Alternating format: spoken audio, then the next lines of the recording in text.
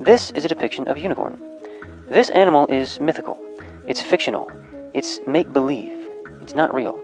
There's none of these alive today, and no scientist has ever found a fossil of one, and yet unicorns are mentioned in the Bible 9 times in the books of Numbers, Deuteronomy, Job, Psalms, and Isaiah. And so because of this, people like to scoff at the Bible and say things like this. If we're going to use the Bible for science, we've got some tough things to explain. What are you going to do about unicorns? We're mentioned 8 times in the Bible.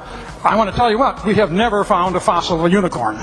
By the way, where are the unicorns that are referred to in the Bible? Where are those, either in the fossil record or today? I'd like to see one of those. Another one of those interesting tests that continues to get failed. Well, if you get an old 1828 Noah Webster's Dictionary, which is the very first edition dictionary that Webster came out with about 200 years ago, and if you look up the word unicorn, it says that unicorn is an animal with one horn, the monoceros. This name is often applied to the rhinoceros. Notice how this definition says absolutely nothing about a horse. It says nothing about a horse-like animal or a mythical animal or a fictitious creature. It says absolutely nothing about Greek mythology whatsoever, but rather it says that this is a name that is often applied to the rhinoceros. Wait a minute, what? The rhinoceros? You mean this is a unicorn? But the rhinoceros has 2 horns. How could this be a unicorn? Well, if you look up the word rhinoceros in the same dictionary, it says that rhinoceros is a genus of quadrupeds of 2 species, one of which, the unicorn, has a single horn growing almost erect from the nose. This animal, when full grown, is said to be 12 feet in length. There is another species with 2 horns, the bicornis. They are natives of Asia and of Africa. According to Noah Webster, back in the early 1800s, it was understood that there were 2 species of the rhinoceros. The one-horned species was called unicorn, and then the 2-horned species was called bicornis. So basically, you get a 200-year-old Noah Webster's dictionary, and look up the word unicorn, it says rhinoceros, then look up the word rhinoceros, and it says unicorn.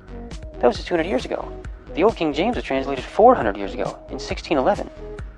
So if the definition of the word unicorn has changed in just the past 200 years from rhinoceros to horse, then it doesn't make much sense to take a modern definition of the word unicorn and apply it to a 400-year-old translation of the Bible. That's illogical. As a matter of fact, even today, the scientific name of the Asian one-horned rhinoceros is Rhinoceros unicornis, and Diceros bicornis is the scientific name of a 2-horned rhinoceros. Well, where do you think those scientific names came from? I wonder. Well, they came from the Latin. Unicornis and bicornis are Latin words. Well, that's interesting, because in Psalm 92 verse 10, the psalmist is praying and says, "But my horn shalt thou exalt like the horn of a unicorn." If you look up this verse in the Latin Bible, the word that's being used here is the word unicornis. Unicornis is the same Latin word that's being used in the scientific name of the Asian one-horned rhinoceros. In Job 39 verse 9, God is speaking to Job and says, "Will the unicorn be willing to serve thee or abide by thy crib?" If you look up this verse in the Latin Bible, the word that's being used here is the word rhinoceros. Rhinoceros is the Latin word that's being used in this scripture verse. Interesting. Rhinoceros unicornis. Rhinoceros unicornis. As a matter of fact, in these 9 scripture verses, there's actually 5 different Latin words that are being used. Rhinoceros, rhinocerotis, rhinocerota, unicornium, and unicornis.